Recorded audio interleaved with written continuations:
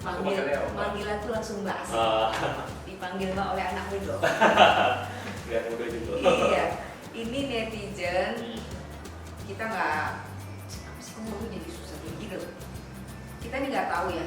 Sumatera Selatan punya anak muda sekeren Sofyan Hadi Wijaya. Ya, Sofyan Hadi Wijaya ternyata asli wong Tanjung Rajo.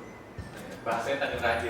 Oh, Tanjung Raja. Oh, Pegagan. Oh, bahasa Pegagan Tanjung Raja. Tanjung Raja. Tanjung Raja. Raja. Raja. Raja. Jadi E kalau Oh, E bukan E. Bukan E. Oh, Tanjung Raja. Tanjung Raja.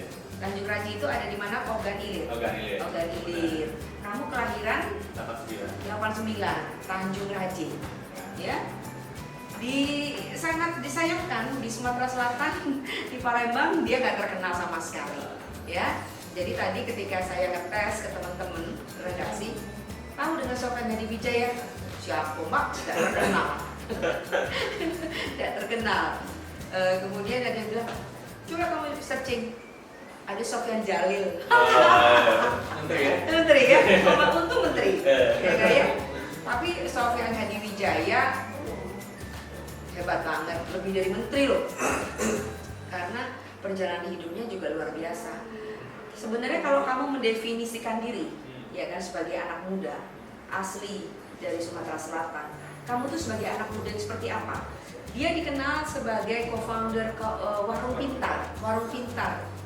Kok nggak dinamain Warung Smart atau apa? Nanti kita akan bicara tentang Warung Pintar. Tapi tadi pertanyaan saya adalah, kamu mendefinisikan dirimu sebagai Sofyan Hadi Wijaya, anak muda yang seperti apa, dan yang membuat atau yang harusnya kamu dikenal oleh banyak orang Palembang, Sumatera Selatan, karena kehadiran dia pasti akan sangat berguna.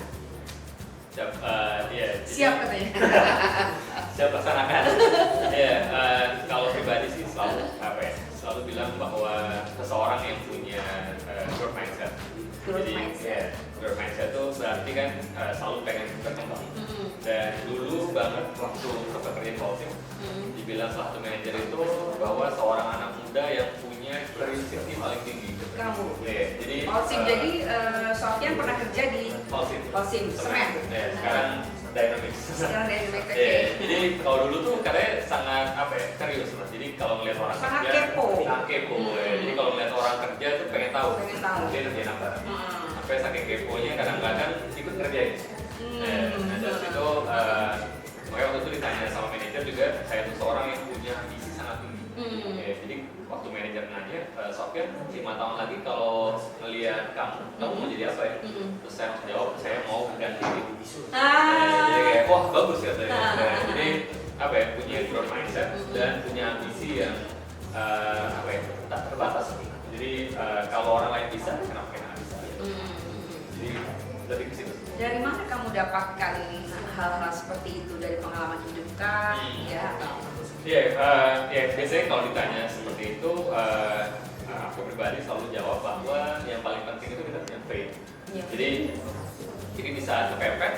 Dulu ada punya masalah di keluarga, punya masalah di ekonomi. Jadi yang paling diingat itu adalah tentang faith tadi kan, pegangan. Jadi waktu itu ingat salah satu ayat Al-Quran Islami sekali. Jadi yang diingat itu bahwa di balik kesusahan pasti ada kemudahan, dan sesungguhnya di balik kesusahan itu pasti ada kemudahan. Jadi ketika Allah aja itu kita dengar bolak-balik ya, dan nanti kayaknya klise banget, tapi benar ya? Iya, benar. Adunian ya? Adunian. Jadi dari situ jadi kepercayaan diri. Terus kan dibilang juga bahwa Allah tidak akan merubah suatu kaum melainkan kaum itu sendiri. Kayaknya klise juga. Tapi sarona mati lah. Betul ya. Jadi dari situ keinginan dan buat berusaha tadi muncul. Jadi kalau dibilang ya karena punya faith dan pengetahuan agama tadi, ini yang membuat ketika terjadi sesuatu selalu ingat dengan hal tadi. Tapi kalau dilihat lagi kapan berkembang ya, lihat tadi ketika ada masalah tadi. Makanya bersyukur lah ya, banyak masalah ya. Jadi makanya sangat tepat bahwa ada quote yang menyatakan the power of kepepet. The power of kepepet benernya. Ketika kepepet, ternyata kita bisa nge-unlock potensial kemampuan kita yang biasa tidak terlihat. Tapi banyak orang juga yang nggak tahu bahwa Sofyan ini betul-betul orang sini dari Tanjung Tanjung Raja. SMP pun di sana. SMP 1 ya? SMP 1. SMA mana? Palembang di 17. SMA dia anak Jubel. Anak Jubel angkatan pertama boleh dibilang ya? Bukan, angkatan ke-8. Angkatan ke-8. Angkatan ke-8. Dan kemudian ceritain dong tentang diri kamu. Oh lahir di Raja, terus sampai SMP di sana, SMA mulai di 17. Habis itu sebenarnya dulu ikutan tes dan lulus di ITB Teknik Fisika. Wow, Teknik Fisika. Teknik Fisika itu yang bikin nuklir itu ya? Betul.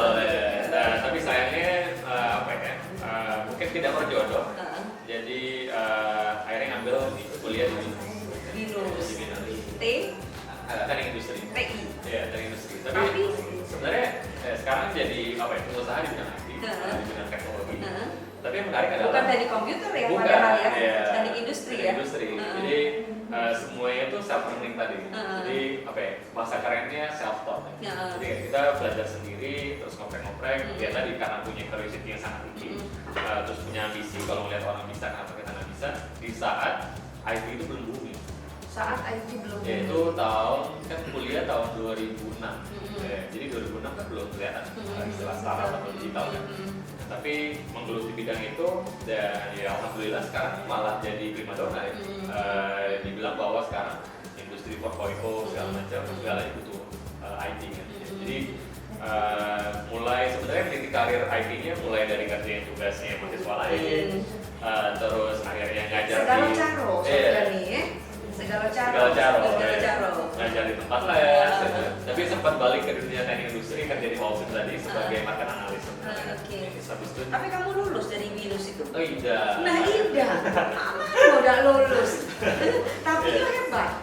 Ini bukan contoh yang bagus. Bukan contoh yang bagus ya. Makanya kalau ketik Sofyan Hadiwijaya di Google itu artikelnya sangat menohok sih. Mahasiswa demo tapi sukses. Itu jangan ditiru ya. Tidak sarjana tapi sukses. Don't try this at home ya. Harus pakai pendampingan orang tua. Betul. Ya. Jadi emang banyak lah ceritanya terus. Jadi supervisor IT di perusahaan tambah. Habis itu bikin perusahaan sendiri namanya Crazy Hackers. Terus bikin beberapa perusahaan digital lainnya ada iBrand.com. Gagal semua. Ya, gagal sempat bikin stres gak orang tuanya? Orang tua udah tahu sih. Oh, udah tahu. Jadi cerita bagus-bagus aja. Dan bahkan orang tua itu nggak tahu IT itu apa. Jadi kalau cara generasi bunga. Betul. Jadi kalau dibilang kayak saya bikin website apa ya? Bikin aplikasi. Handphone masih feature phone. Aplikasi itu seperti apa ya? Ya, jadi emang orang tua tahunya yang penting anaknya bisa menghasilkan, anaknya bisa makan sendiri, jadi bisa mandiri ya. Bisa mandiri. Jadi dari dulu emang niatnya agak susah nyari kerja karena nggak ada ijazah, makanya emang dari awal tuh bikin usaha sih. Dan Warung Pintar ini sudah usaha yang kesekian. Nah, jadi sekarang kita masuk ke Warung Pintar. Warung Pintar tuh kalau dalam bayangan tuh ya aplikasi gitu kan ya. Mengingat kamu kan jagonya di bidang IT-an lah kayak gitu ya. Tapi ketika saya cari-cari di YouTube, Warung Pintar tuh ternyata adalah sebuah warung kecil ya, di mana kita semua sebenarnya bisa jadi bisa mengoperasikannya. Kemudian ada colokan internet gitu ya. Bisa juga ngechat dan segala macam. Itu idenya dari mana? Terus berapa kalau mau menyertakan modal di situ? Terus kamu dapat bantuan dari siapa? Iya kan? Boleh nggak disebut mereknya? Kalau nggak, nanti kita bahas aja. Jadi Warung Pintar itu idenya sebenarnya dari beberapa teman. Dan sebenarnya pas banget. Saya juga punya background. Jadi ada buku menarik namanya Start with Why. Yang bikin Simon Sinek namanya. Jadi dibilang bahwa ketika kita mau bikin startup atau sebuah usaha itu harus ada why-nya, kenapa? Biar seandainya kita jatuh pun kita bakal bangkit lagi. Ini pendekatannya sama dengan konsep jurnalistiknya Tribun, jadi why. Cari itu why. Betul. Nah, jadi kalau aku pribadi, why-nya adalah orang tua sekarang setelah pensiun itu buka warung di sekolah. Terus warung beneran ada di sekolah. Ini jajaran anak sekolah. Betul, jajaran anak sekolah. Terus itu jadi ketika ada teman yang ngajak kayak Sob kita mau bikin startup di warung, pas banget ya. Orang tua saya punya warung. Terus digali lagi, terus ternyata waktu dia ngajakin, dia bilang bahwa di Indonesia itu industri mikro ini besar banget, jadi UMKM, bukan UKM, UMKM itu besar banget dan bahkan makin lama makin besar dan ini pun yang menyelamatkan kita dari krisis katanya. Dan kontribusi dia terhadap pendapatan negara itu luar biasa gitu. Tapi sayangnya kita bisa bertahan ya. Betul, sayangnya industri ini itu nggak pernah lolos dari mikro. Dia selalu stay di mikro aja. Bahkan ke small aja, ke kecil aja itu susah buat mereka. Nah makanya kita lihat bahwa ini ada potensi kita buat bantu dengan teknologi buat mereka nembus di industri dari mikro ke small. Jadi sebenarnya ide dari situ. Nah apa yang kita lakukan? Pertama kita coba bikinin warung yang lebih millennial friendly. Satu bentuknya high aging, terus ada sistemnya. Ada sistem. Ya, ada sistem. Jadi kan sebelum bikin warung pintar, aku pribadi kerja di Gojek. Berapa lama di Gojek? Ya, di Gojek hanya mampir lah ya. 4 bulan di Gojek. 4 bulan. Tapi udah banyak yang lagi dapat. Udah banyak ilmu karena Gajian kepo lumayan. tadi. Ya, karena kepo tadi semuanya dilihat. Dan kebetulan waktu di Gojek itu jadi Vice President Business Intelligence. Jadi emang bisa ngelihat data Gojek ya. Jadi waktu ketemu waktu tadi teman mau bikin warung kita, waktu berkunjung gitu ke tempat sana, ternyata banyak ojol yang nongkrong. Dan situlah kita mulai, makanya kalau lihat di warung pintar itu ada colokan listrik sama wifi. Selain itu ojol friendly, itu juga millennial friendly. Ojol friendly dan millennial friendly. Jadi di sana juga kita lengkapi dengan ada LCD, terus ada CCTV. Fungsinya buat apa? Si LCD itu buat taruh iklan. Karena selama ini kasihan sebenarnya warung-warung itu kadang-kadang ditempelin iklan, tapi bayarnya kadang-kadang dengan bungkus rokok dan segala macam. Nah kalau kita bantu buat punya bergain yang lebih kuat, mereka bisa dapat penghasilan yang lebih gitu. Jadi fungsinya kita gimana caranya kita meningkatkan penghasilan para mikro ini terutama warung biar mereka bisa lebih gede lagi dengan bantuan tadi kayak sistem tadi kan. Dan kita taruh POS juga di sana, sistem kasir. Jadi mereka biar gak kalah tuh sama saudara trade kayak yang part itu kan. Jadi biar buat mengelola keuangannya nggak complicated itu. Jadi, nah tapi beriring jalannya waktu, ternyata nggak cuma itu yang dibutuhkan. Ternyata justru yang dibutuhkan adalah pendampingan. Jadi kalau kita lepas begitu aja, walaupun teknologinya canggih gitu, tapi mereka juga agak struggle mengoperasikannya. Kayak kita akhirnya bentuk orang-orang yang bisa mendampingi. Karena dulunya kita bikin sistem training sebenarnya, tapi ternyata waktu training dia bisa. Dia mahir, begitu kenyataan lupa. Nah, makanya dari situ kita coba bikin sistem pendampingan tadi. Nah, dengan pendampingan ternyata jauh lebih jalan. Nah, terus kita juga melihat bahwa masalah di stok. Jadi mereka kadang-kadang kalau beli barang, dan mereka tutup tokonya. Untuk warungnya itu, kalau kita bilang itu ada opportunity loss. Iya, betul. Saya kita bisa kirim barang. Kehilangan ya jadinya. Betul. Nah, maka dari itu dengan kita anak-anak muda yang kenal dengan teknologi, kita coba bikin sistem pengiriman dengan bantuan teknologi. Jadi biar lebih tepat waktu kalau kita bisa memprediksi kira-kira barang apa yang bakal habis dalam waktu berapa lama. Jadi kita bikinlah company yang ngurusin supply chain dengan sistemnya semuanya terintegrasi. Akhirnya jauh lebih efisien. Orang ini tetap stay di warung. Mereka bisa tinggal tunggu barang ya. Jadi dengan aplikasi dia bisa pesan barang, terus bisa nge-track juga si kurirnya nyampe mana ya. Di Palembang belum ada. Di Palembang tunggu. Ya, segera ya. Apa syaratnya? Ada tuh saya lihat sih, tapi kira-kira modalnya berapa sih? Oh iya. Boleh nggak dibocorin? Sebenarnya kalau ketika pertama kali kita bikinnya modalnya franchise. Oh franchise. Ya, tapi ternyata nggak ada yang mau. Ya. Terlalu mahal ya? Terlalu mahal satu, yang kedua mungkin ini yang bikin siapa sih? Ya, orang ini orang yang tidak dikenal. Betul. Makanya kita rubah modelnya dari franchise jadi bisa kita bilang itu apa ya, kayak subscribe. Kalau internet kan kita bisa subscribe, ntar modemnya dikasih pinjem, benar kan ya? Nah makanya kemarin kita rubah lah, bisnis kita adalah selama dia beli barang dagangan dari warung kita, gerobak dan fasilitasnya kita pinjemin. Jadi mirip si subscribe tadi sebenarnya sistemnya kita. Jadi kalau ditanya apa aja yang dibutuhkan, yang dibutuhkan adalah pertama lahannya itu legal. Lahannya legal, jangan berdiri di atas yang ilegal ya. Karena kita mau apa ya? Mau mengajarkan berbisnis dengan baik dan benar. Ya, jadi di lahan yang legal minimal 3x3 karena ada si gerobaknya itu kan. Nah, terus trafficnya lumayan tinggi. Wah, bisa di ini jalan tol yang baru. Tempat itu tadi apa namanya? Apa namanya tempat persinggahan yang rest area. Betul. Ya, jadi tempatnya ramai, juga bisa dilalui 2 mobil. Soalnya buat pengiriman barangnya. Udah itu aja sebenarnya. Sama satu lagi buat dia beli barang dagangan awal. Ya, jadi semuanya total sebenarnya buat si para kita bilangnya juragan ya. Kita bilangnya mitranya juragan. Ya. Oke. Jadi syaratnya agak susah.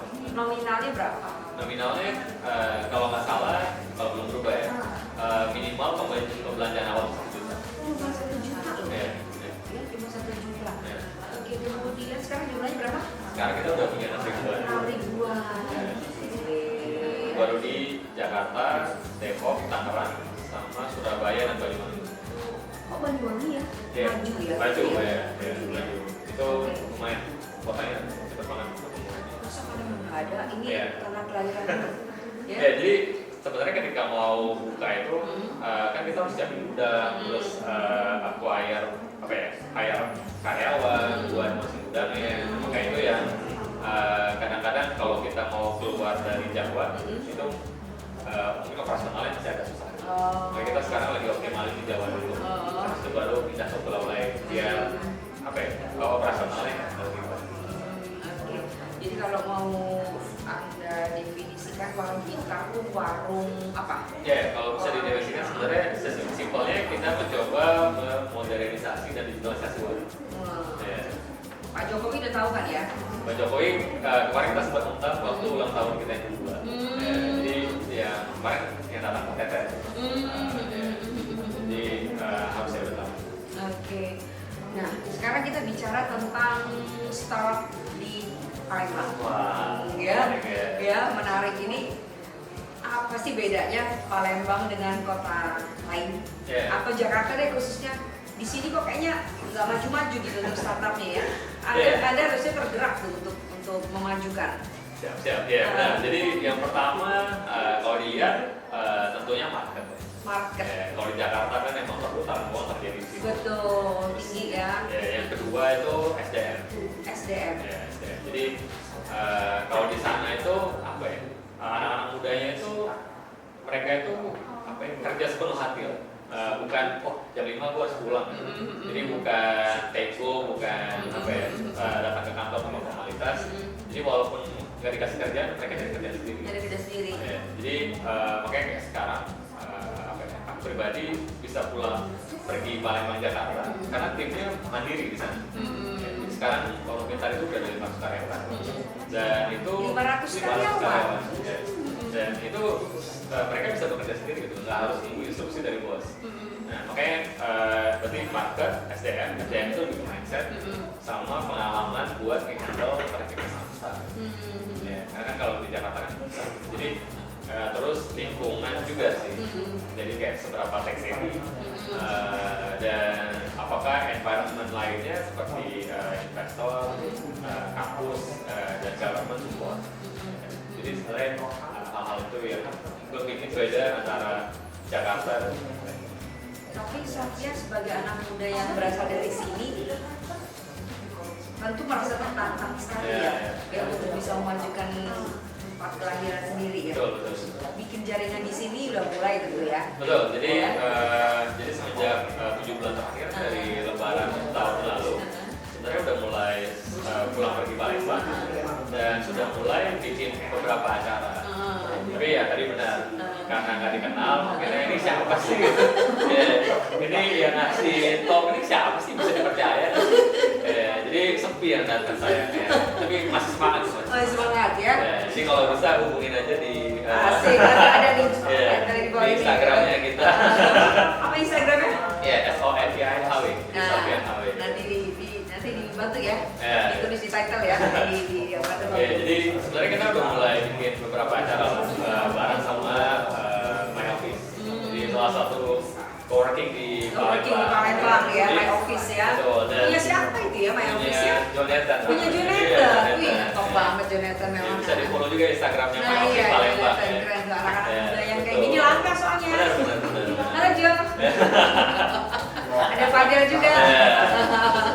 Harus disebut nih. Benar. Ya. Jadi setiap kali datang ke Palembang kerjanya di My Office. Di My Office ya. Jadi kalau teman-teman pengen nanya-nanya tentang startup atau pengalaman berstartup, bisa datang ke My Office atau kontak situ.